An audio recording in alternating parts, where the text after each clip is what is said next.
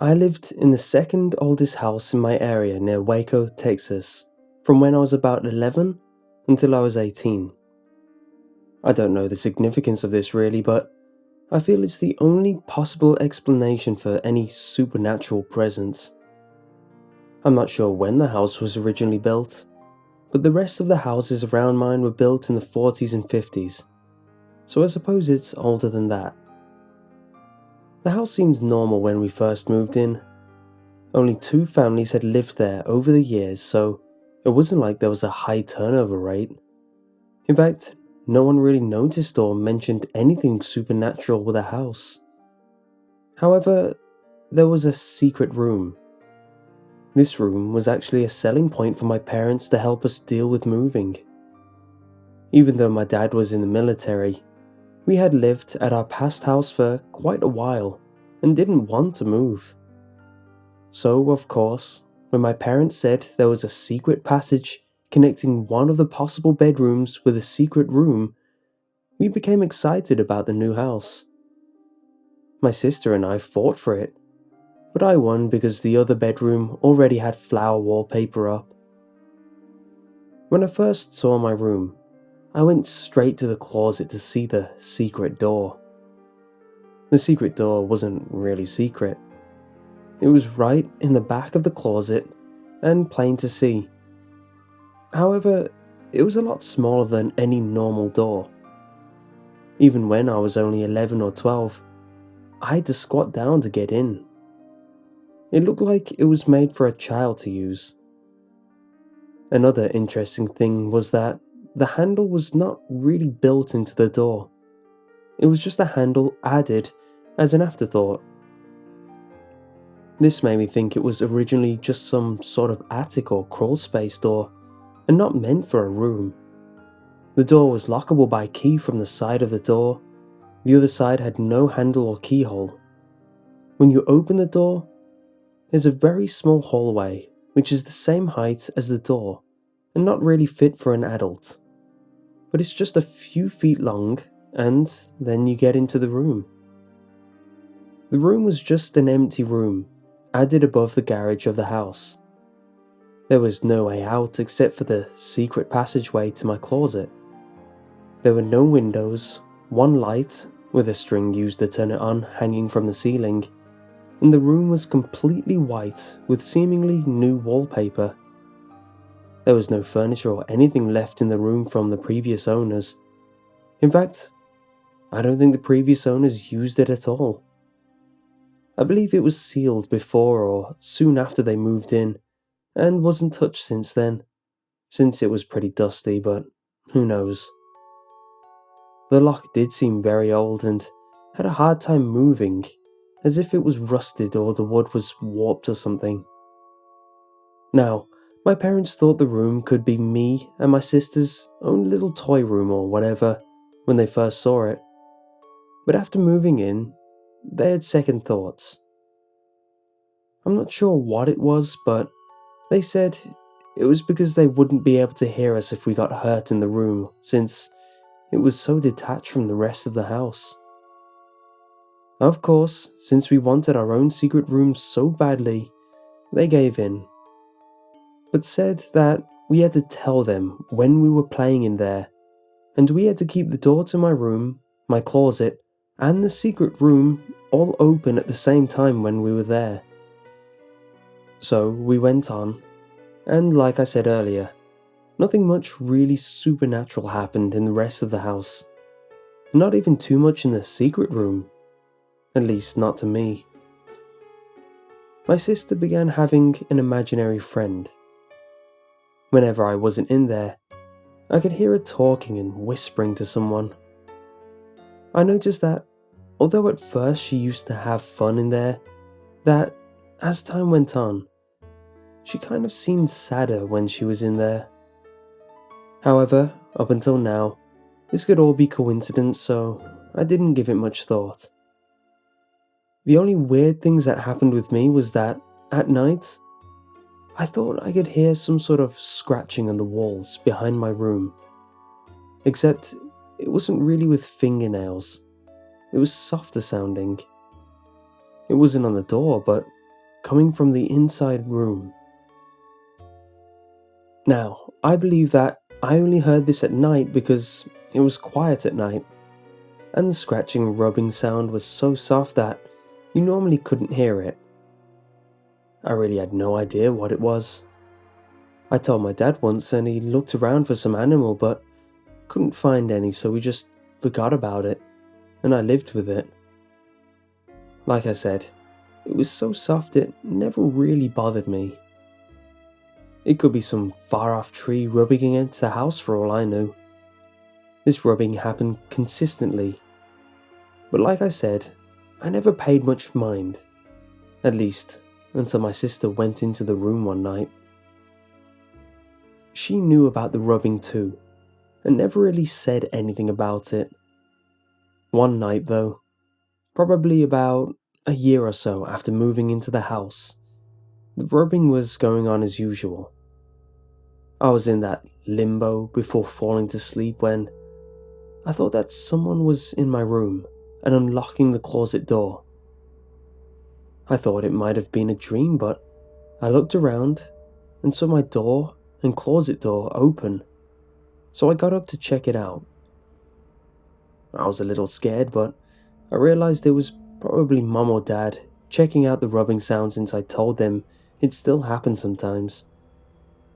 I turned the light on in my closet and looked in. I saw a figure sitting in the room facing the wall. Now, even when I was a kid, I had been pretty brave.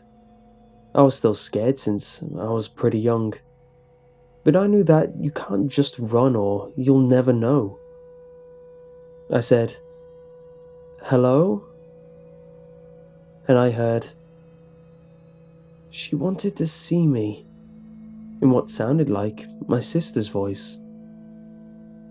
The light was in the middle of the room, and it was tough taking even those few steps to get it in the middle of that dark room.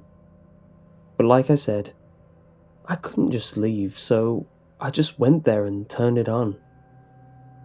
When I looked at the figure, it was indeed my sister, sitting and scratching at the wallpaper. I touched her, and she was crying, so I pulled her up and took her out of the room. I'm really glad that I didn't just lock the door and run, or else she'd have been stuck in there all night.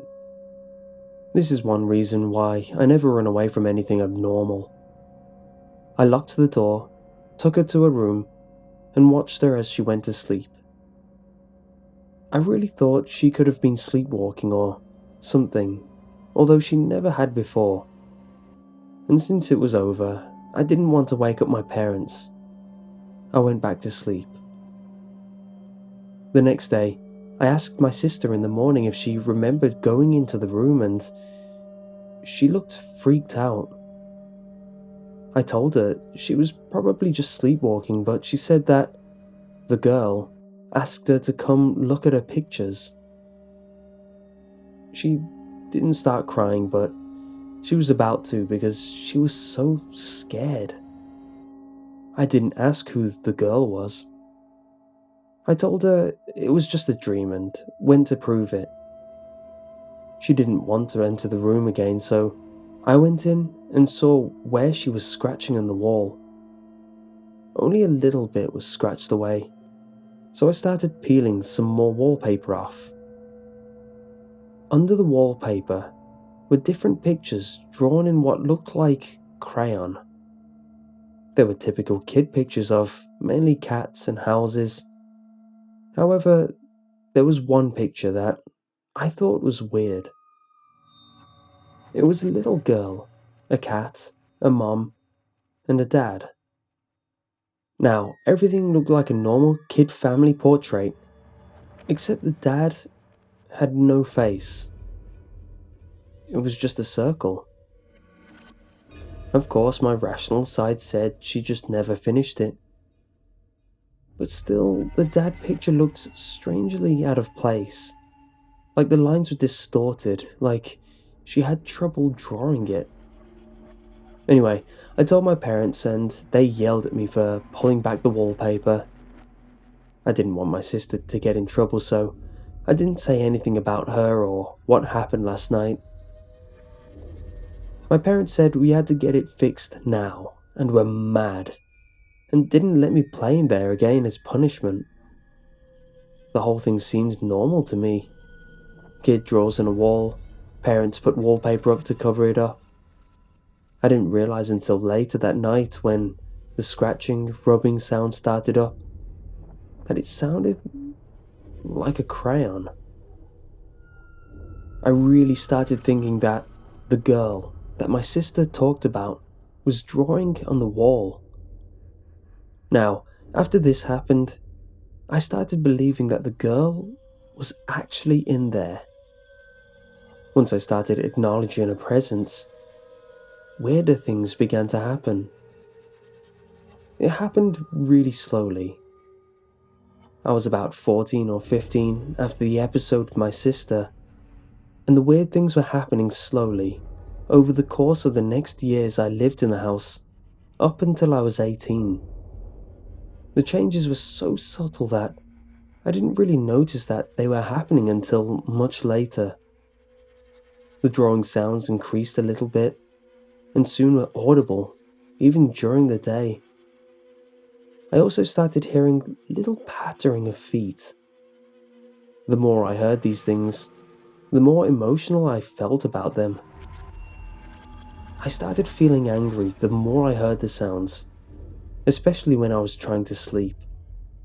However, I always managed to control myself, and tried to think that this girl was obviously sad and just trying to have fun, and I calmed myself down.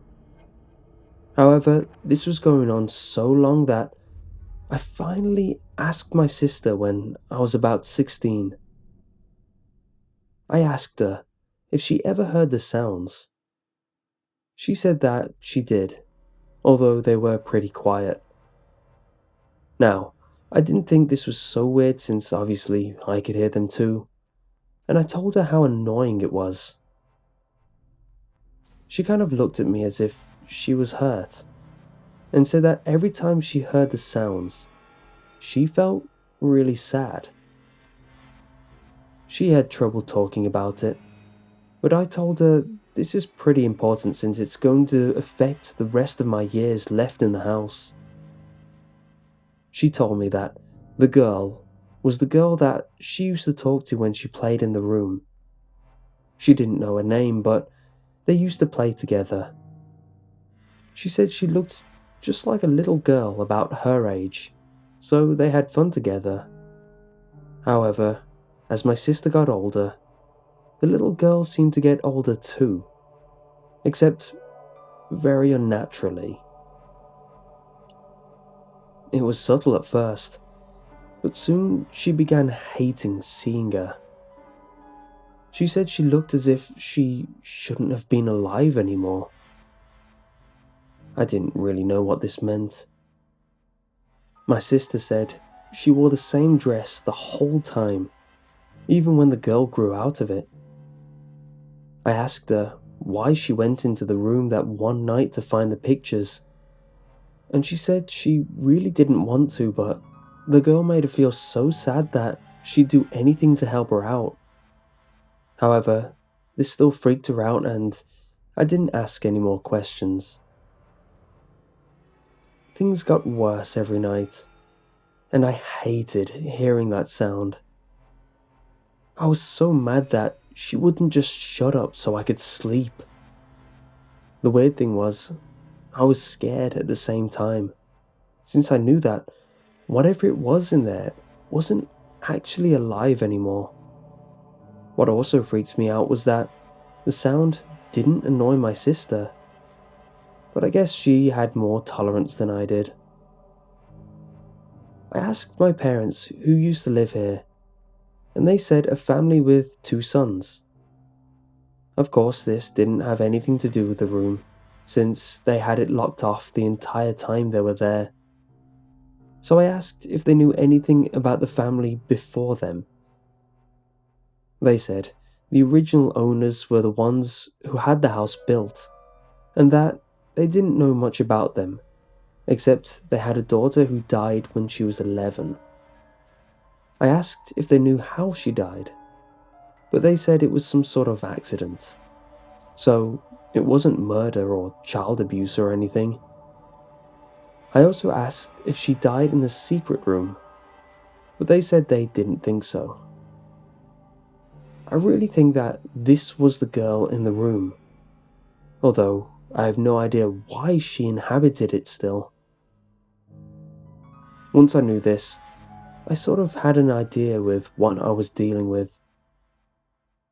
Last year was when things got the worst. I heard almost constant drawing and heard jumping around inside the room. The footsteps sounded heavier and were louder. If I ever heard it, I'd pound on the door to the room and she'd stop immediately. But I'd hear soft whimpering or crying. She also started drawing again later on. Sometimes I'd scream at her to shut up. I really got mad every time it happened since it had been going on for 6 years. However, I knew that I had to do something about this.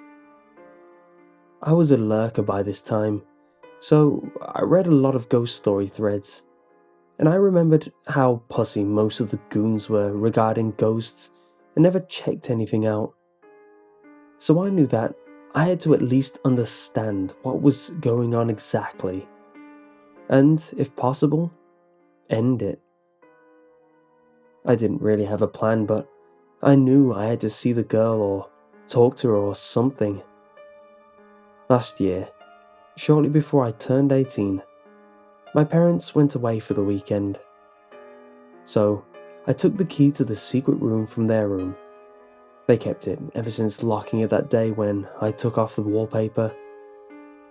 I was determined to see her, so I stayed up, expecting to hear sounds. I couldn't hear anything, so soon I just fell asleep. It was about 1 a.m. when I woke up to a loud bang, like someone jumped or fell. I heard her footsteps afterwards, and of course, the drawing. The first thing I felt before any fear was pure anger.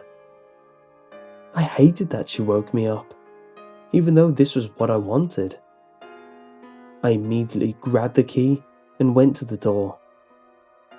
I was pounding on it as I said, "That's it," and unlocking the door. The sound stopped, and I heard whimpering. I threw open the door, and this was the first time I saw the room in years. The light coming from my room illuminated a figure in the room, much like when I saw my sister years earlier. This was when I began to feel a wave of different emotions. I was really angry, really scared, yet I also knew that I had to do this and remain calm. I went into the room and stood a few feet away from the figure, which was standing in the corner. I turned on the light. What I saw was probably the most horrific sight I could probably have ever or even thought of in my entire life. Any horror movie monster had nothing on how unnatural the girl looked. I finally realized why my sister described her in such a weird way. Her body was taller than she should have been. Her limbs were so lanky and bony and stretched, like she kept growing past how tall she should have been. She was wearing a really small dress, and it was really tight on her body. Her face looked as if her head had continued to grow, but her face had not. The skin was stretched, and the eyes were sunk back into her head, yet wide open, and her small, childlike teeth were exposed since her lips were stretched back with the rest of her face. Her hair was down to her waist. Her face had tears streaming down, I took all of this in just a moment, and as soon as we met eyes, she let out a wail, as if she was crying and moaning at the same time. It wasn't a loud wail like most people describe ghosts. It was pretty soft, and it was as if she was in terrible pain. But I couldn't tell her expression since her face was so unnatural and stretched. As soon as I heard the wail, all the anger in my body was overcome by fear, and I ran. I wish I could say I ran for a video camera, but I just ran. I know I've been talking about how much I hate when people don't investigate things, but I was so terrified that I ran. Once I got out of my room, I ran to my car and drove away and spent the night at a friend's house. Once I realized what happened, I was in a cold shiver and scared out of my mind for the entire night. I was too scared to go back home until my parents came home. I waited until they came back on Sunday, and then I came over. They asked me why I took the key and left the closet door open, and I just told them I wanted to see if I could sell any of my old toys on eBay. I took one last look in the room and locked the door. Ever since then, nothing happened. I don't know why things stopped, but I'm always hoping it's not because I let her out like in The Ring or something, and that she's really evil. Since nothing has happened since then, I do really hope that I helped her out in some way. But in all honesty, I don't care. My parents moved after I went to the college, and I have no intention of ever going back. I came up with a theory that the male family member in her life was really mean to her and hated her playing in there and possibly beat her, while the female family member always felt sad, hence my sister, and the girl's willingness to open up to her first. Anyway, like I said, that's just all theory, but it kind of makes sense. This all happened last year, and the more I think about it, the harder it is to remember.